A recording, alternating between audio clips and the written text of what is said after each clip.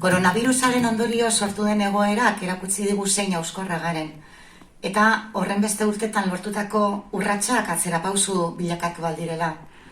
Kultur jarduerak bertan bera usteak esaterako erakutsi digu gure kultur sortzaileak babesgabe geratu direla. Edo eremu erdaldunetan adibidez haur eta gazteek eskolako eta euskarazko aisialdiko eskaintzarekiko harremana galduta, euskararekin zeukaten harreman bide bakarra galdu dute. Hainbat erakunderen komunikazio publikoetan ere, euskararen erabilera desagertu eginda edo bigarren mailara pasa. Erderazko ikus-entzunezkoen kontsumoare indartu eginda. Eta guri dagokigunez, euskarazko hedabideen kontsumoa handitu baldin bada ere, beraien etorkizun ekonomikoa arriskutan dago. Baina krisi garaian ere, euskaraz bizi nahi duen komunitate bat ikusi dugu. Gure hizkuntza etxealditik eta sareetatik zabaltzen eta erabiltzen saiatu dena. Geroa, euskaratik eraikiko dugu, kultura, aisialdia, lana eta bizitza, ez ditugulako bestela irudikatzen.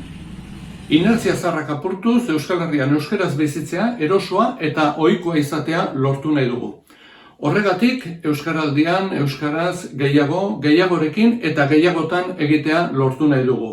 Erantzukizunetik eta elkartasunetik, komunitate, zabal eta eskuzabala izatea nahi dugulako.